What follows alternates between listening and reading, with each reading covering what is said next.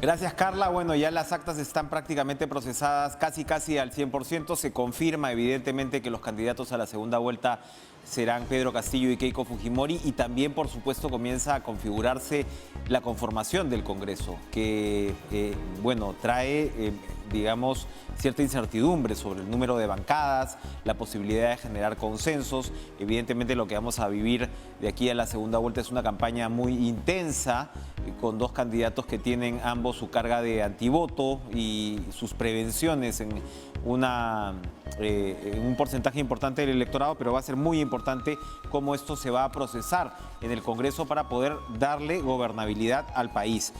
Jorge Montoya es virtual congresista por Renovación Popular. Hubo desde ayer, hoy, cierta confusión con respecto a cuál iba a ser la postura de Renovación Popular frente a la segunda vuelta. Ahora mismo el candidato López Aliaga ha reiterado que va a esperar el 100% del anuncio de la OMPE. Él ha terminado cada vez más claramente en un tercer lugar, con Hernando de Soto disputándole ese puesto. Y bueno, vamos a ver qué se viene ahora. ¿Qué tal, almirante? Conversábamos la semana pasada en circunstancias muy distintas. Ahora ya todo está puesto sobre la mesa, o casi todo. Buenas noches. Buenas noches, Enrique. Así es, la coincidencia de la vida. Lo primero... Lo que pensábamos. Así es, así es. Lo primero es, ¿cuándo Renovación Popular se va a pronunciar al respecto de lo que es el escenario de la segunda vuelta? Bueno, cuando den los resultados al 100%, ¿no? Estamos esperando eso. Hemos hecho impugnaciones y una serie de reclamos también, y también levantamiento de algunas impugnaciones que han hecho otros partidos, pero eso lo trabaja la OMPE de manera paralela. En algún momento ellos van a dar la señal final de que ya terminó todo y dan los resultados, ¿no? Bien, ahora, independientemente de eso, todo indica que no habría un apoyo como tal decidido a Pedro Castillo, Keiko Fujimori, en caso ellos sean quienes pasan a segunda vuelta. ¿No hay nada por el estilo? No hemos tomado decisión de partido. Tengo mi opinión personal. No somos comunistas, no aceptamos el comunismo y no creemos en él. Así que eso creo que ya es una indicación clara de por qué camino se va. No, el señor del partido del símbolo del lápiz dice que no lo es, pero en sus declaraciones, en sus conversaciones, en sus deseos de plan de gobierno, señala lo contrario. Bueno, Reconoce ¿Perdón? Sí, no, su plan de gobierno es abiertamente marxista. Así es. Sin embargo, cuando habla usa un lenguaje que quiere disfrazar las cosas, ¿no? O sea, esa es su táctica, la táctica que tienen ellos.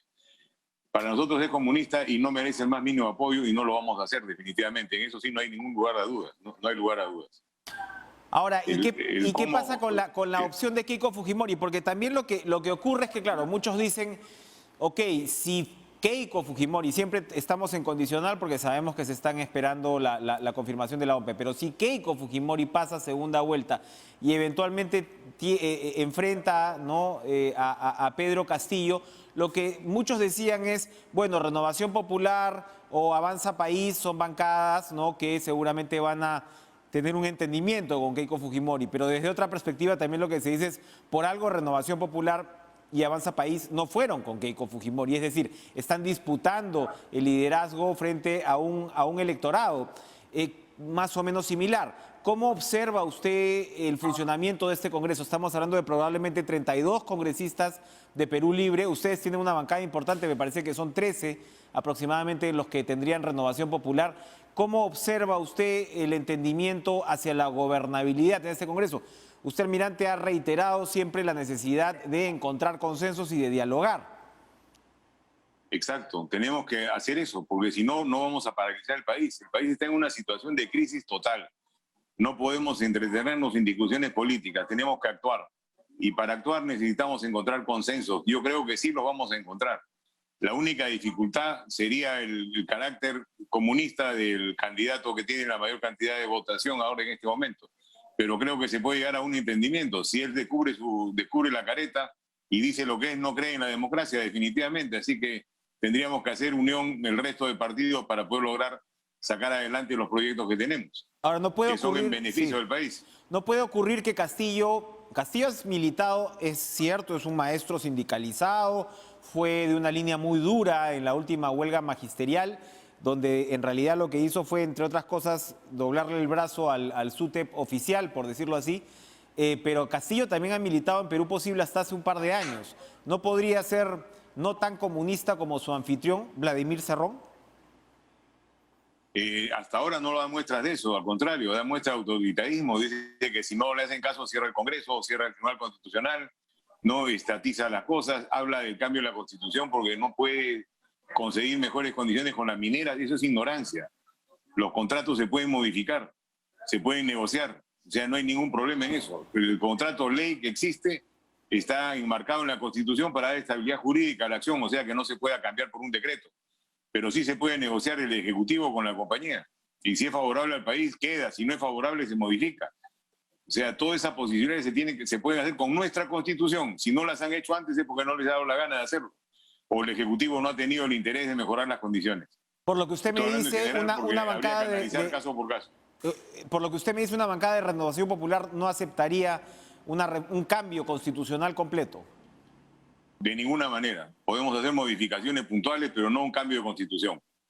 No cambiaríamos el sistema económico ni las situaciones fundamentales de los derechos de la persona y los derechos humanos y todo lo que contiene nuestra constitución, que es muy buena. ¿Eso quiere decir, por ejemplo, disolver el Tribunal Constitucional como lo ha propuesto Castillo tampoco sería aceptado de ninguna manera? Tampoco sería aceptado de ninguna manera, bajo ningún punto de vista. Ahora, ¿cuál es la actitud con la cual Renovación Popular llega al Congreso? ¿Hay proyectos de ley fundamentales para ustedes? ¿No les preocupa tanto el tema de generar legislación, el tema del control político? ¿Cómo se va a organizar esta bancada de aproximadamente 13 curules, que no es poca cosa? Sí. Lo primero que tenemos que hacer es cumplir con lo que le hemos ofrecido a la población con el tema de los títulos de propiedad. Las leyes existen y de repente hay que hacer algunos ajustes para poder darle flexibilidad y rapidez. Hay millones de personas, de peruanos, que no tienen título de propiedad y que viven en condiciones infrahumanas. No tienen electricidad, no tienen agua, no tienen desagüe. ¿Por qué? Porque sin título de propiedad nadie les puede dar ese servicio. Y esto tiene que modificarse. Ahí de repente se necesita hacer modificaciones a un artículo de la Constitución. Si es necesario hacerla, la haríamos, porque la necesidad del social de este tema es importantísima. No podemos seguir teniendo peruanos que viven a menos de 1 kilómetro de nuestras casas, que tienen que subir un cerro con un balde de agua durante media hora para poder tener cómo lavarse las manos. ¿No? Eso es inconcebible en pleno siglo XXI. Eso tenemos que darle solución, es lo más urgente que hay, junto con el control de la pandemia y la reactivación económica. Esos 3 ejes fundamentales vamos a tratar de trabajarlos en el Congreso. Estoy seguro que el resto de partidos va a estar de acuerdo porque también tienen ofrecimientos similares y podemos encontrar un punto de acuerdo inicial rápido para poder echar a andar la maquinaria del Estado. ¿Cómo y apoyar al Ejecutivo para eso. ¿Cómo se debería trabajar en esa línea? Estamos hablando de, bueno, por supuesto, ustedes se irán conociendo y demás, pero ¿ya ha ido ubicando de repente usted interlocutores en las otras virtuales bancadas? Yo creo que sí tenemos que hacer eso antes de sentarnos en el Congreso, una vez que termine la segunda vuelta. Una vez que termine la segunda vuelta tenemos que entrar a conversar con nuestros futuros compañeros de sala en el Congreso para poder encontrar qué puntos podemos llevar ya preparados para el inicio de nuestras sesiones. No vamos a permitir retrasos porque sería una irresponsabilidad realmente hacer eso. Para terminar, ha dejado en claro que no van a ir, o al menos desde su perspectiva, sería imposible apoyar a Castillo. ¿Qué faltaría o qué haría falta, mejor dicho, para apoyar a Keiko Fujimori? ¿Qué gestos, en caso ella llegue a la segunda vuelta, tendría que plantear? Fíjese, ese es un tema político que viene de atrás, viene de años atrás. Hay un antifujimorismo muy fuerte, hay el voto anti muy fuerte. Nosotros no vamos a entrar en esa discusión porque no nos interesa entrar en una discusión política ni pleito con ningún partido. Lo que queremos es el futuro del Perú caminando en buen sentido. Lo que haría yo, no hay decisión todavía del partido, sería dejar libertad de acción para que cada partidario decida por quién votar. Nuestros partidarios tienen la misma línea de pensamiento más o menos que nosotros. O sea, no me preocuparía decirlo de esa forma. Y el resultado es obvio, pues no, si son 2 y uno es comunista, creo que no hay mucho que hablar al respecto. Quienes señalan entonces que podría haber partidarios de Renovación Popular que se inclinan por Castillo, que se inclinaran por Castillo en una segunda vuelta por cierto perfil conservador, están entonces bastante desubicados. Totalmente desubicados. No hay nadie que tenga esa línea de pensamiento en Renovación Popular. Bien, nunca tanto entonces. Gracias Jorge Montoya, almirante congresista virtual, Muchas congresista gracias, Enrique. por Renovación Popular. Iremos conversando a lo largo de esta campaña que vuelve a empezar. Vamos ahora a darle la bienvenida a otro virtual congresista, porque vamos a dedicarle el programa de hoy a efectivamente encontrar las ecuaciones de gobernabilidad que puede tener el Congreso en circunstancias tan fragmentadas. Carlos Anderson, virtual congresista por Podemos Perú, buenas noches. ¿Cómo estás, Enrique? ¿Qué tal? Muchas gracias por la invitación. A usted gracias. ¿Cuántos son los congresistas que estaría teniendo Podemos a estas horas? 5. 5, ok. Es de todas maneras también una bancada interesante. Yo escuchaba las declaraciones del candidato Daniel Urresti por la mañana, no, las suyas por la mañana por la radio, donde decía, bueno, que a nivel personal, pues claramente usted, más o menos lo que le acabamos de escuchar al almirante Montoya, ¿no? Que con los comunistas, no, ni hablar. Pero también tienen la particularidad que Daniel Urresti se ha hecho pues una carrera política en parte con un fuerte discurso antifujimorista. ¿Cómo se va a conciliar, cree usted, esto con miras a una segunda vuelta antes de entrar al funcionamiento en sí del Congreso? Claro, bueno, como lo dije en la mañana también, yo soy invitado del partido Podemos, ¿verdad? La única persona que tiene hoy en día la potestad, digamos, de expresar la visión del partido es José Luna, que acaba de ser elegido también con una de las más altas votaciones para el Congreso de la República. Así que lo que yo digo es opinión personal, ¿verdad? Claro. Ahora, efectivamente, mira, hay aquí dos visiones de extremos, ¿no? Que necesitan ser aterrizadas. En el caso del fujimorismo es cierto, no solamente Daniel Urresti ha tenido una gran posición, digamos, a lo largo de su carrera política en contra del fujimorismo. Hay mucha gente como yo que también creo que no vas a encontrar una sola palabra mía a favor de fujimorismo. Por el contrario, he sido muy crítico, ¿no? De la forma como se dilapidaron recursos en el país por todo el tema de la corrupción y por todo, bueno, por muchas de las cosas que ya no tiene mucho sentido hablar. El hecho es que hacia adelante, ¿no? Es importante entender que en la dirección en que vayan, a izquierda, derecha, etcétera, no va a haber un voto en blanco, no va a haber, mejor dicho, un cheque en blanco. Tienen que haber correcciones importantes, tienen que haber cambios de rumbo y tienen que haber también compromisos. Porque uno no puede votar, por ejemplo, por la señora Keiko Fujimori sin exigir y sin asegurarse de que no vaya a repetirse pues, un ambiente de corrupción como el que se vivió en el país, ¿no? De manipulación, de avasallamiento de las instituciones, tampoco por el lado del señor Castillo, ¿no? Que antes de ser elegido presidente cree que está haciendo o que va a ser elegido dictador. No existe en eso. Creo que la ciudadanía va a tener que ser muy exigente, muy cuidadosa, ir mucho al fondo de las cosas y no solamente dejarse llevar, digamos, por las formas, porque sin duda yo le escuchaba al señor Cerrón, él habla con una tranquilidad, habla muy bien, igual también el señor Castillo, y claro, nos presentan esa visión aparentemente inocua, ¿no? De la política, pero cuando uno escucha lo que está diciendo, ¿verdad? A mí se me paran los pelos porque digo, caramba, un país que necesita urgentemente reactivar su economía para poder tener los recursos, poder sacar adelante el país y reinventar todo el tema de salud, etcétera, que se dé el lujo de empezar a espantar a medio mundo diciendo vamos a nacionalizar, vamos a repetir fórmulas fallidas, ¿no? Porque que a mí me digan dónde hay un país, uno, en el mundo, que haya, digamos, surgido a partir de ese tipo de políticas que promociona el señor Castillo, por ejemplo.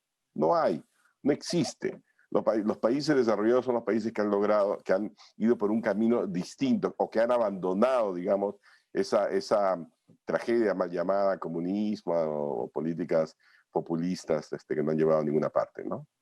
¿Cómo garantizar la gobernabilidad del Congreso con 11 bancadas o 12 bancadas? Son 32 curules las que va a tener Perú Libre. Recién vamos a conocer a los congresistas, ¿no? Ese es parte pues del problema en la democracia peruana. Luego se tiene pues ya más atrás a Fuerza Popular, pero una bancada importante, Alianza para el Progreso, Renovación Popular y los demás. ¿Cómo crear gobernabilidad? ¿Cómo garantizar gobernabilidad? Ha sido el gran problema de los últimos años en el Perú. Evidentemente, quizás lo que cambia ahora en el panorama es que no tenemos alternativa. O creamos gobernabilidad o nos vamos al abismo. Estamos al borde del abismo, ¿verdad? ¿Qué más puede pasar en un país donde hemos tenido 3, 4 presidentes en el lapso de un año? O sea, realmente cero institucionalidad, guerra fratricida entre el Ejecutivo y el Legislativo, en el propio Congreso de la República. No, ya no queda más. Lo único que queda es que los nuevos congresistas, los nuevos actores políticos, ¿no? Decidan ir por el camino, digamos, que fue siempre el camino de la política, el arte de consensuar, el arte de encontrar mínimos comunes denominadores. No podemos realmente volver a meternos en discusiones filosóficas, ideológicas, etc. Tenemos que partir de una visión pragmática de lo que se necesita hacer de inmediato para evitar que sigan muriendo peruanos por falta de oxígeno. Imagínense, una cosa absolutamente ridícula en pleno siglo XXI, ¿no? Que un Estado haya sido tan inoperante que ni siquiera ha podido asegurar que haya oxígeno para los pacientes aquí en el Perú. Eso es increíble. Pues bien, son cosas concretas. Tenemos que traer las vacunas. Es una cosa concreta. Necesitamos tener entonces acuerdos mínimos sostenibles en el tiempo, ¿no? Para poder asegurar la gobernabilidad. Y quizás uno de ellos, el más importante, debería ser un acuerdo, una especie de no agresión o por lo menos de no uso de las armas mortales que significa el abuso del voto de confianza por un lado y el vetar o vacar a la presidencia. Son dos armas que deberían estar reglamentadas para ser usadas solamente en caso no sé, pues de cataclismo nuclear, ¿no? No deben estar ahí.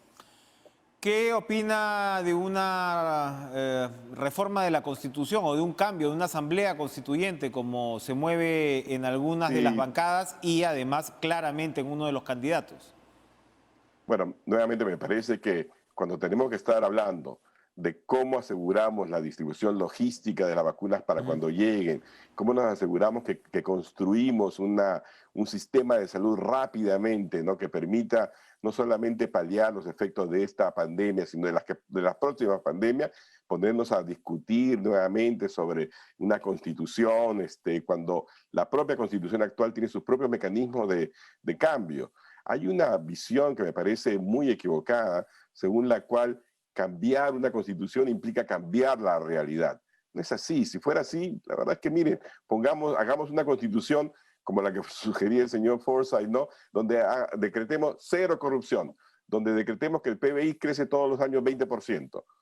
El mundo no camina de esa forma. La Constitución es un marco de referencia, pero no determina la realidad, la gestión, el diálogo, etcétera. Esas son cosas mucho más importantes, creo yo, que simplemente perder el tiempo, distraer la atención, generar más caos, más conflicto político a través de dedicarle tiempo a cosas que en estos momentos son superfluas. Lo importante aquí es salvar vidas. Sí, usted estuvo al frente del plan de gobierno de Podemos y por supuesto su punto fuerte es la economía. Estamos ahora ante dos casi seguras candidaturas hacia la segunda vuelta que no tienen especialmente muchos cuadros, digamos, técnicos, conocidos, posibilidades ministeriales. En el caso de Keiko Fujimori, si bien ha cambiado algunos rostros, es probablemente el equipo, digamos, menos destacable que ella ha presentado también en sus candidaturas, ¿no? Estos candidatos van a tener que tener jales, como se dice en el Perú, para poder, digamos, anchar su base, o el tema vendría más por acuerdos programáticos. No, yo creo que van a tener que hacer quizás ambos, ¿no? Se necesitan acuerdos programáticos, pero también se necesitan jugadores, ¿no? Así que sí, yo creo que ambos partidos tienen deficiencias de cuadros. El Perú no está como para dejar en la banca a sus mejores jugadores. Así que yo creo, espero que quien salga elegido finalmente, ¿no? Por voluntad popular, se agencie de los mejores cuadros que tiene el país, pero con una pequeña salvedad. Mira, yo soy efectivamente un economista, soy un técnico, etcétera, pero yo creo sinceramente que nosotros necesitamos cambiar un poco también el esquema sobre el cual se han venido escogiendo, por ejemplo, las autoridades económicas, ¿no? Necesitamos gente que no solamente sepa la parte técnica, sino que además también tenga corazón, que tenga calle, que haya recorrido, que sepa lo que significa no comer, no tener que comer y no tener que darle a tus hijos, porque la insensibilidad con la que han hablado muchas veces en el pasado los ministros, la verdad es que es insoportable. Que alguien te diga, por ejemplo, como la señorita Alba, bueno, esa plata ya no existe, así que, bueno, pues a ver qué hacen, ¿no? Ese tipo de cosas creo que el Perú profundo, el Perú que ha salido a votar, digamos, con este sentido, digamos, de gran frustración, ya no lo va a aceptar. Necesitamos realmente gente comprometida, no solamente con lo técnico, sino también con lo social. Usted acaba de referirse al sistema de pensiones, que ha sido una propuesta también reiterada de Podemos. Allí tendrían ciertos puntos de coincidencia de repente con el propio Perú Libre. ¿Se podrían encontrar puntos de coincidencia en algunas materias, como esta, por ejemplo? Yo creo que va a haber, cuando hay voluntad de encontrar coincidencias, se encuentran. Cuando hay voluntad de encontrar diferencias, se encuentran, ¿no? Así que nada, lo importante es que haya voluntad de sentarse a conversar abiertamente, con sentido de urgencia, ¿no? Para poder hacer lo mejor para el país. Y allí el requisito previo va a ser, creo yo, dejar a un lado las ideologías, dejar a un lado los egos, ¿no? Y comprometerse realmente a hacer lo mejor por el país. Gracias, Carlos Anderson, virtual congresista por Podemos Perú. Gracias por estar con nosotros esta noche. Vamos a ir a una pausa. Pero bueno, acabamos de ver las opiniones de dos tiendas con respecto a la segunda vuelta. ¿Por dónde va a decantar Juntos por el Perú? ¿Por Keiko Fujimori, Pedro Castillo? ¿Qué habría que pasar? ¿Qué tendría que pasar para que sea una u otra la opción? Vamos a conversar con Sigrid Bazán, también virtual congresista por Juntos por el Perú. Volvemos.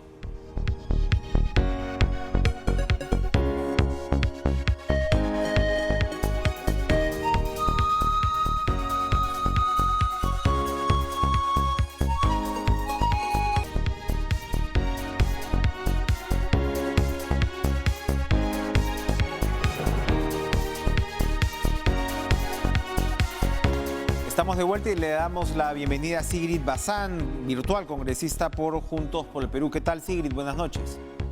Buenas noches, muchísimas gracias por el espacio. Felicitaciones por, bueno, esta elección y sin duda ustedes en Juntos por el Perú enfrentan una situación bastante particular. Verónica Mendoza había sido de alguna manera la carta de la izquierda, la que se esperaba que fuera a canalizar los votos de la izquierda. Salió por el flanco más izquierdo Pedro Castillo y ahora mismo enfrentamos pues una situación realmente límite con el señor Castillo, para muchos límite me refiero, el señor Castillo de un lado y Keiko Fujimori del otro. Lo primero es, ¿cuál es la evaluación de lo que pasó con Juntos por el Perú y la candidatura de Verónica Mendoza?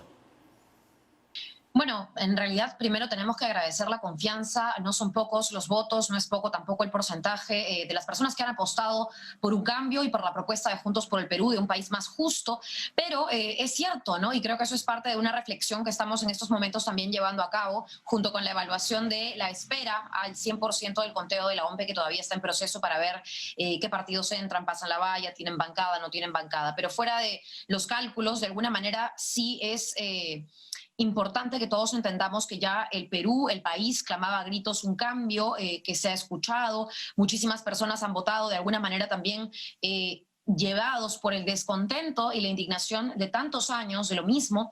Entonces creo que nos toca ahora trabajar más bien para de la polarización generar consensos. Al menos si me preguntas a mí como persona que va a ingresar al Congreso a trabajar, pues lo que primero tenemos que hacer es conversar con todas las fuerzas políticas posibles sin dejar de lado nuestras propuestas, ¿no?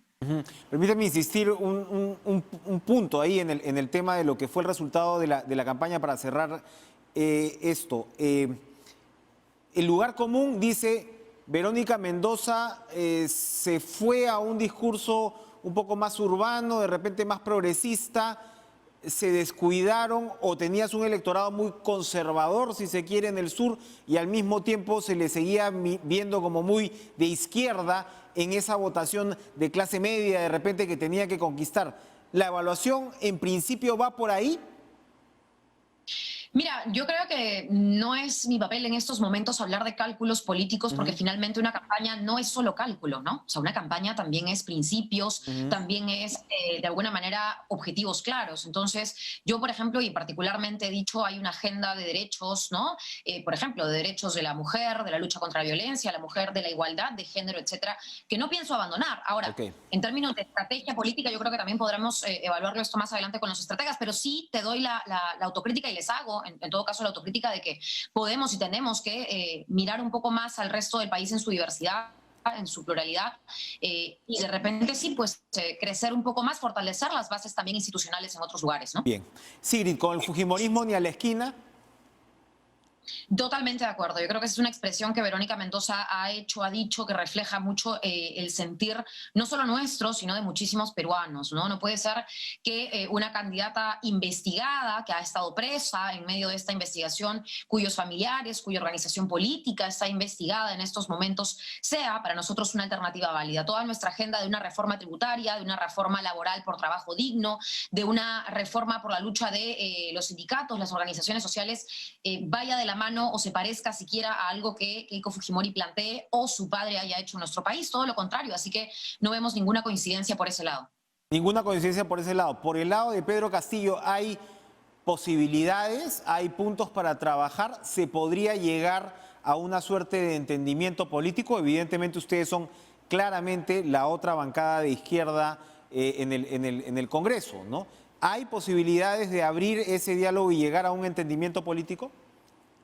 Mira, nosotros, o bueno, en particular hemos escuchado, ¿no?, algunas de las declaraciones del señor Castillo con las cuales personalmente no estamos de acuerdo, pero sí entendemos que también es momento de buscar consensos. Más allá de la segunda vuelta y en presidenciales, que es una evaluación que vamos a tener que ir viendo y haciendo, porque no podemos tampoco poner la confianza en una persona que no nos la ha dado, es decir, hay muchas dudas sobre el señor Castillo todavía.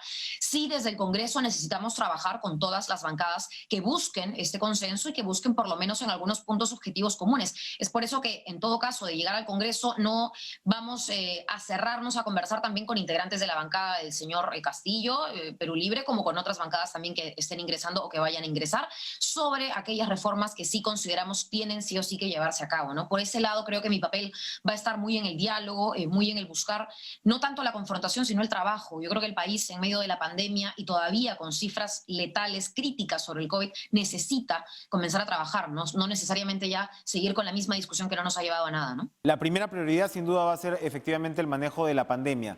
¿Cuáles son las demás prioridades que Juntos por el Perú quiere buscar en el Congreso y consensuar, negociar con otras agrupaciones políticas? Mira, una de las cosas que al menos mi equipo, nosotros en particular, quien te habla, está llevando a cabo o está buscando trabajar es el tema laboral. Queremos plantear un paquete de medidas, de reformas laborales, sobre todo porque, primero, sigue todavía vigente la suspensión perfecta, lo cual permite, a nuestro parecer, el despido tácito de muchísimas personas que se están yendo a su casa sin un sueldo. En segundo lugar, la persecución sindical que ha dejado también a muchísimos trabajadores en la calle. Nosotros acabamos de reunirnos pocos días antes de las elecciones, un día antes de las elecciones, con uno de los sindicatos de la empresa Telefónica, por decir un ejemplo, de tantos otros que nos han llamado y a los cuales estamos conversando, porque quieren hacer un cese colectivo de casi 900 trabajadores. ¿Te imaginas 900 trabajadores sin trabajo? Más allá de la compensación, más allá de lo que se les pueda dar, si un familiar de estos trabajadores se enferma de COVID y tiene que costear una cama que hoy por hoy en el sector privado cuesta muchísimo dinero y en el sector público no hay, pues no tener un trabajo estable sin duda no le va a permitir pagar absolutamente nada de lo que cuesta hoy en día, lamentablemente y por el sistema, enfrentar a este virus y a esta enfermedad. Entonces, el tema laboral para nosotros es vital. Sin trabajo o sin trabajo digno, la gente tampoco tiene la economía familiar para mantenerse en medio de una crisis. Así que, por lo menos de nuestro lado, queremos apuntalar el consenso sobre ello. ¿Podría Juntos por el Perú eventualmente alimentar el equipo de un candidato como Pedro Castillo? Pero por supuesto, nosotros, y creo que Verónica Mendoza también lo ha mencionado, nosotros ponemos a disposición no necesariamente de una candidatura, ¿sabes? Nosotros tenemos a técnicos, a profesionales que además creo yo, y ojalá y los medios de comunicación también lo permitan, son líderes de opinión, son personas que han sido, a ver, expresidentes del BCR, profesores de economía de la Universidad Católica, ¿no es cierto? Han tenido cargos importantes y tienen de alguna manera una voz sobre la discusión de lo que ahora le toca enfrentar al país, más allá del cargo o no. Creemos que Juntos por el Perú ha dejado ahí ante los medios de comunicación y ante la ciudadanía una plataforma de técnicos y profesionales para que el país pueda hacer buen uso de sus conocimientos. En ese sentido, claro que sí, y vamos a estar atentos a las convocatorias para el diálogo. Eso es algo a lo que en general no nos cerramos, ¿no? ¿Dónde ven bancadas donde podrían tener coincidencias, más allá de la de Perú Libre? Está, por ejemplo, la de Acción Popular, que de repente no podría tener algunos puntos, creo yo. ¿Dónde van a estar los bloques? Estamos hablando de 11, 12 bancadas. El Partido Morado, por ejemplo, que bueno, va a ser chiquitita, parecer, ¿no? Sí, justo estaba mirando que hay una posibilidad de que pueda pasar la valla y en buena hora. Sabemos que hay muchos partidos que han hecho mucho esfuerzo por llegar. Siempre es muy difícil, independientemente de las diferencias o las similitudes en programas, cuando un partido se queda por tan poco, ¿no? De pasar la valla. Nos pasó hace 2 años, o le pasó a Juntos por el Perú hace 2 años sin que yo postulara, pero comprendemos de alguna manera ese tipo de procesos para las organizaciones políticas y el impacto que tienen ellas. Mira, yo considero que es prematuro decir con qué bancada se hará alianza cuando todavía no se tienen en claro los congresistas que van a formar parte de las bancadas. Entendemos que todavía queremos ser responsables con el escrutinio de OMPE y de los organismos electorales, pero sí me queda claro que no nos vamos a negar a dialogar con ninguna de las fuerzas políticas y creo que ya hay algunos partidos que podrían estar empezando a avanzar eso. Nosotros estamos esperando también ver un poco al 100% quiénes van a pasar a segunda vuelta. Sabemos que claramente hay 2 figuras liderando, pero también ver cuáles son sus declaraciones, cómo avanza este proceso hasta 28 de julio para ir decidiendo. Al menos de mi parte, seguimos en campaña. Para nosotros no ha parado esto. Hasta 28 de julio tenemos una agenda que queremos seguir trabajando con organizaciones sociales y de base, ¿no? Sin duda. Y ahora se van a poner varios temas sobre la mesa, pero ¿cómo vislumbras la posibilidad del Congreso, que más o menos ya conocemos su conformación, con una presidenta Keiko Fujimori? Bueno, va a ser un congreso al que le va a tocar trabajar muchísimo. Recordemos lo que pasó la última vez cuando el fujimorismo tuvo mayoría en el Congreso. Hoy va a tener una bancada importante, pero si además de ello tiene el control del Ejecutivo, la verdad es que esto no nos hace más que lamentablemente evocar un poco a lo que sucedió en los 90s, ¿no? Además de la impunidad y del blindaje, cosas con las que Juntos por el Perú siempre ha buscado rechazar y ha cerrado filas. No queremos que más personas usen el poder político para blindarse y esquivar investigaciones fiscales, así que más bien ahí nosotros apostamos a la conciencia de la ciudadanía para que ese no sea el escenario que para nosotros sería el más adverso, ¿no? Y por supuesto están los temas de efectivamente, por un lado de corrupción y por otro lado de institucionalidad democrática, ¿no? Y lo segundo preocupa probablemente en ambas propuestas que vemos ahora desde perspectivas distintas. Sería interesante, ¿no crees?, poder encauzar el debate en lo que queda de campaña, que estamos hablando de 7 semanas cruciales, compromisos me refiero. Sí, bueno, a ver, el gran problema de los compromisos es que a veces sirven para campaña y a la hora de la hora no se cumplen, ¿no? De alguna manera, Verónica Mendoza ha expresado con justa razón, no una comparación, pero sí a una alusión de un candidato como fue el señor Ollantumala, que dijo y prometió el oro y el moro y a la hora de la hora, con hoja de ruta y todo, por supuesto, pero a la hora de la hora hizo otra cosa. Entonces, como te decía, de todos modos, hay dudas sobre lo que pueda pasar con el señor Castillo. Esperamos que esas dudas puedan en algunos casos disiparse, en otros no lo sabemos, hasta la segunda vuelta, perdón. Y en el caso de Keiko Fujimori sí tenemos certezas. Esa es una propuesta que en absoluto podría representar el avance de la democracia, de los partidos, de las instituciones y menos de la transparencia y de la justicia. Necesitamos justicia en nuestro país, que es lo último que hemos tenido después de tanta corrupción, ¿no? Nos queda claro. Gracias, Sigrid Bazán, por tu participación hoy en Cara a Cara.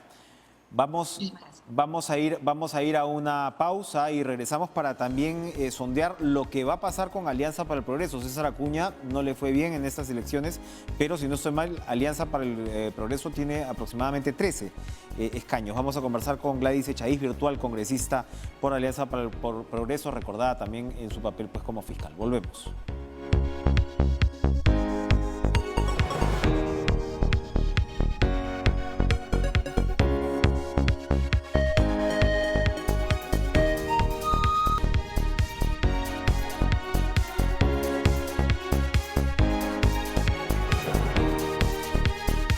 Gladys Echaíz la hemos conocido como fiscal suprema, como fiscal de la Nación, también hasta el año 2014 y ahora en una nueva faceta como virtual congresista por Alianza para el Progreso. ¿Cómo está, doctora Echaíz? Buenas noches, gracias por estar con nosotros. Buenas noches, señor Chávez. Gracias por la invitación. Bueno, ustedes van a tener una bancada interesante, importante y abrimos, digamos, una segunda etapa en la campaña. Lo primero es cómo observa la disyuntiva en la que ha quedado el país.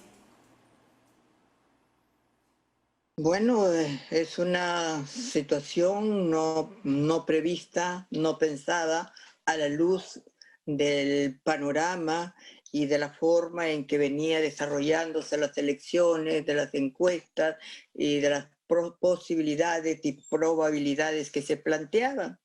Pero bueno, el elector es el que manda. Ahora estamos en una nueva etapa con nuevos candidatos, nuevas personalidades, digamos, o propuestas o candidatos. Y esperemos saber lo que pasa, ¿no? Todavía no concluye el proceso de el conteo de la OMPE, esperemos los resultados finales y entonces ya tendremos, sí, en definitiva, el resultado. Claro. Y podríamos conversar y analizar, aun cuando ya se vienen adelantando algunas opiniones, los propios candidatos que están con las votaciones más altas, vienen expresando algunas opiniones, pensamientos, puntos de vista, pero hay que esperar, ¿no? El tiempo se torna un poco confuso, complicado, todavía no terminamos de asimilar los resultados obtenidos, así es que un poco de calma, de reflexión no vendría mal. Bien, entonces por lo que me dice, entonces claramente APP todavía no tiene posiciones definidas sobre posibles apoyos, pero lo que sí deben ir definiendo es cómo se va a armar un esquema de gobernabilidad dentro del Congreso. Usted en todo caso es un rostro nuevo para la política y como decía va a jugar un nuevo papel también en esta institución. ¿Cómo observa este Congreso fragmentado en 11 o 12 bancadas y cómo alcanzar una mecánica de trabajo que le impida al país volver a caer en la desgracia institucional en la que hemos caído en los últimos 5 años? Bueno, yo creo que todo es un tema de personas, todo pasa por las actitudes individuales de cada quien. No sé quiénes estén conformando las bancadas, no sé qué piensan, no sé cuál es su forma de actuar, su actitud frente a la vida, no sé qué visión tienen de país, porque muchas veces se hacen propuestas, se tienen programas de trabajo, pero al final en la práctica actuamos de manera diferente.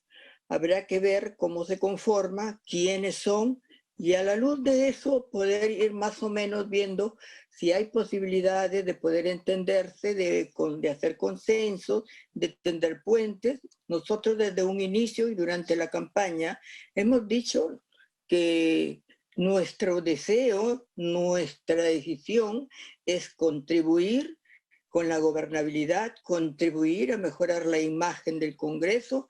Queremos adecentar, como también hemos dicho, la política. Tenemos alguna experiencia de vida de trabajo en las instituciones públicas. Creo que tenemos ya una trayectoria, una actitud frente a problemas y a situaciones y la manera de cómo hemos venido actuando. De ninguna manera somos confrontacionales y trataremos de resolver los problemas de la mejor forma y siempre pensando en el país. Ojalá sea así. Quiero ir a la pausa, pero la dejo con esta pregunta. Usted tiene experiencia, por supuesto, como fiscal, tiene experiencia en el Ministerio Público, lo cual nos lleva a pensar que podría haber aportes en la lucha contra la corrupción. La lucha contra la corrupción no se lleva solamente desde el Poder Judicial o la Fiscalía, tiene mucho que ver con el funcionamiento del Estado. ¿Cómo desde el Parlamento se podría contribuir a revertir esta situación que por supuesto ha calado y realmente indigna a la ciudadanía y probablemente en parte es lo que nos tiene con este resultado electoral? Volvemos después de la pausa, doctora Echaíz. Gracias.